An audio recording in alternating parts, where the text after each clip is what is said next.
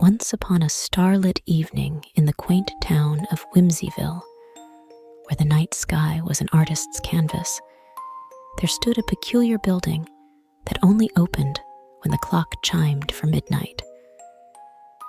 This was Milo's Midnight Museum, a place where every exhibit whispered secrets of the universe, and paintings danced with inner life.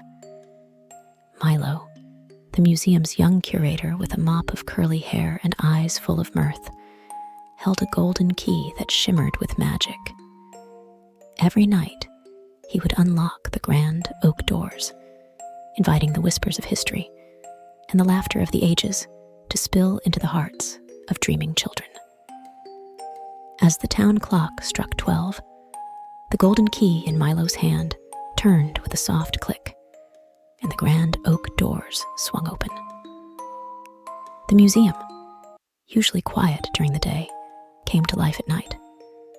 The marble floors gleamed under the silvery light of the moon that streamed through the skylight, and the air buzzed with the anticipation of stories yet to unfold.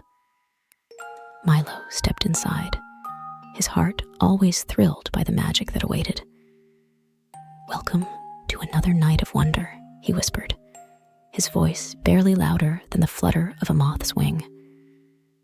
The first hall was the corridor of colors, where the paintings hung on the walls were not confined by their frames.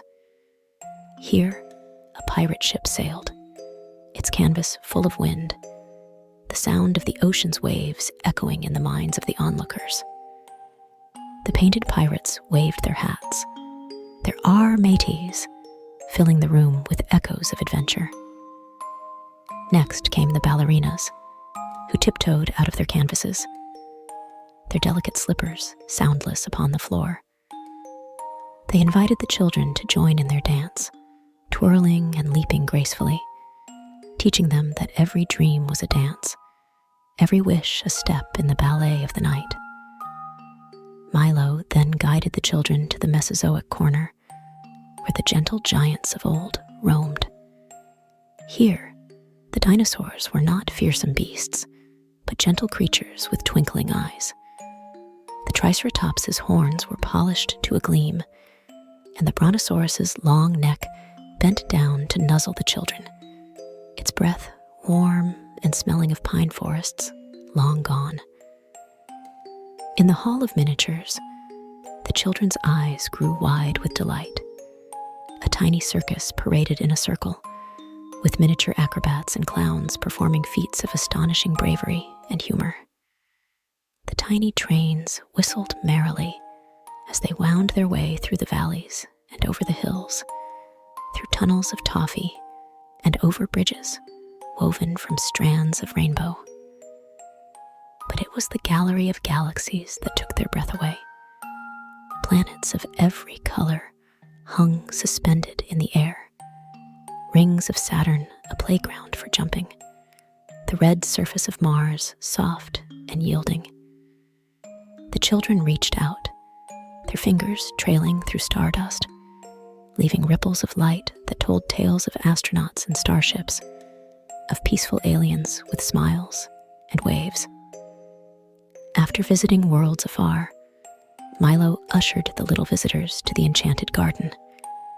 The flowers, luminescent and fragrant, bowed their heads as the children passed, releasing scents of chocolate and strawberries. The laughter of the children mingled with the rustling of the leaves, a symphony that played the music of pure happiness. Tired from their journey, the children found solace in the cozy corner. Pillows, soft as marshmallows and large as boulders, awaited them, along with blankets that felt like a mother's embrace. As they settled down, the music box began its tender lullaby, its notes a gentle caress leading them into the realm of sleep. Milo watched over the slumbering children, his lantern casting a protective glow. In this moment, he knew that the museum was more than a collection of objects and stories. It was a vessel for the innocence of dreams, a cradle for the tender souls who sought refuge in its wonders. As the night waned and dawn approached, the exhibits bid farewell, returning to their places to rest until the next midnight. The children, too, found themselves back in their beds, the memories of the museum's marvels fresh in their minds, like pages from a favorite book.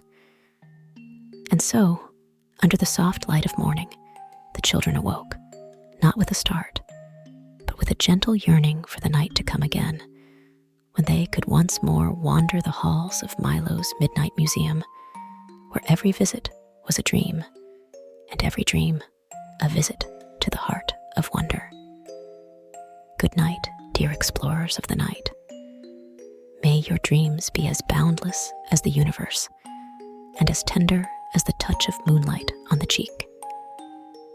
Until the stars rise again to light your way back to Milo's Midnight Museum.